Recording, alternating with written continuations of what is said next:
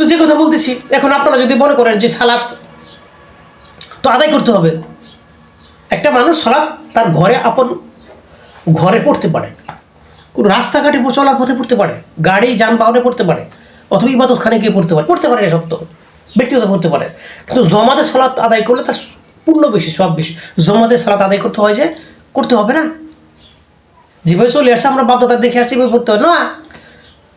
আমার পূর্বযুগে যে নবী রাসূল যারা ছিলেন, যারা তাদের সাহাবাজ ভাই সঙ্গী সাথী ছিলেন, তারা কিভাবে সালাত আদায় করেছে?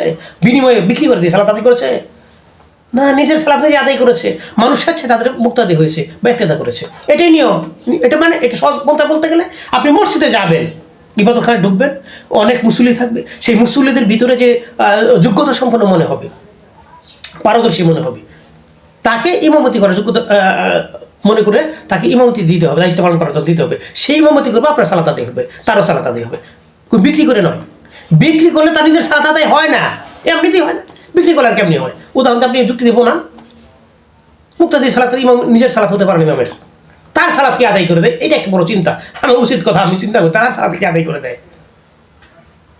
বিনিময় তো হয় না। মাগনা করলে একটা প্রচলন আছে, মাগনা বলছেন না, আমারটা আমি করলাম, আমার সাথে স্বেচ্ছায় সাহায্য করলো, এটা বুঝে আসে না।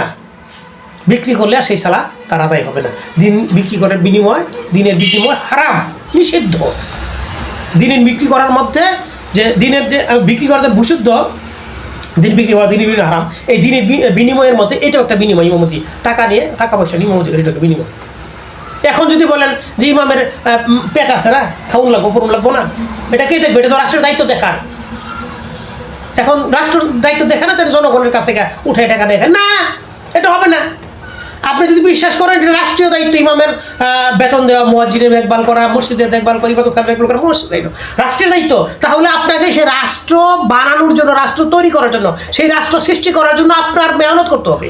আপনাকে সেই রাষ্ট্র সৃষ্টি করতে হবে বা তৈরি করতে হবে, বানাতে হবে। সেই রাষ্ট্র গঠন করার পর আপনি যোগ্যতা সম্পন্ন হলে সেই রাষ্ট্রের কাছ থেকে আপনি সেই সুযোগ সুবিধা ভোগ করতে পারবেন। পরিষ্কার কথা, বুঝতে পারছেন? আপনি যোগ্যতম ইমামের যোগ্য, ঠিক আছে, আপনি সেই রকম রাষ্ট্র তৈরি করে, ইসলামী রাষ্ট্র তৈরি করে তার কাছ থেকে সকল সুযোগ ভোগ করতে পারবেন, রাষ্ট্রের দেওয়া। নচেত নয়, ব্যক্তিগত পারবেন না। এটা মন করা, এটা দিন বিক্রি করার যে হয়, এতে এই যুক্তির কোনো বিকল্প নাই। যত যুক্তি খাড়া করেন, এটা স্বার্থের কারণে হবে, ভ্রষ্ট রীতি হবে, এটা সঠিক হবে না, বেঠিক যুক্তি হবে। আমি যেটা বললাম এটাই সঠিক, অসম্ভব না। বেশি আপনার চিন্তা করে দেখেন। আপনি যদি রাষ্ট্রীয় সম্মাননায় চাকরিভুক্ত হয়ে, বেতনভুক্ত হয়ে চাকরি করতে চান, রাষ্ট্র গঠন করতে পারে, তো রাষ্ট্র গঠন করার জন্য আপনার কি উদ্যোগ আছে বলেন?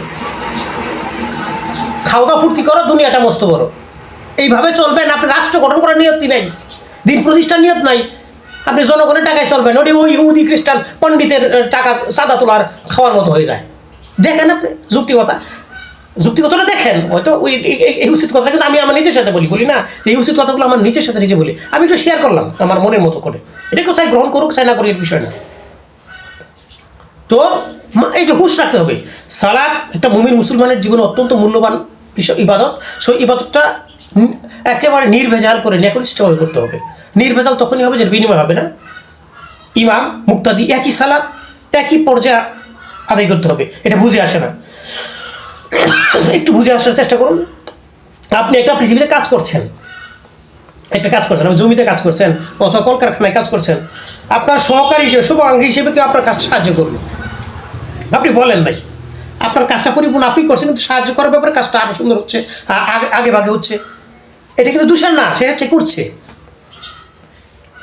কিন্তু যখন আপনি টাকার বিনিময়ে ঢুকাবেন এখানে, সে তো একটা বিনিময় হয়ে গেল, তাহলে আল্লাহ তাআলা স্বেচ্ছায় হলো না। কথা বুঝেন নাই তো? একটা মানুষ সালাত আদায় করবে, তার পিছনে মুক্তাদিরা ইক্তেদা করবে, স্বেচ্ছায় করবে, ইমামতি করবে, তার সালাত আদায় করবে, ইমামতি করবে, এটা হলো পারফেক্ট। মুক্তাদিরা তারপর ইক্তেদা করবে, এটা হলো পারফেক্ট সালাত, দিন ইসলামের গ্রহণীয় সালাত। বুঝতে পারলেন? এতটুকু বুদ্ধি দরকার, পেঁচা না করে আমি সরলভাবে সহজ পন্থায় অল্প সময় দিয়ে একটা কথা তুলে ধরলাম। একটু বিবেচনা করে দেখুন, নিজেরটা পরের ফলে সেটা নিজের কী করে থাকে, বিষয়টা আমি এরকমভাবে ভাবছি। আমার মতো যদি না হয়, তাহলে এটা অপরেরটা আমার মতো কী করে হবে, এটা দাবি করা ভুল হয় কিনা দেখে বিষয়টা।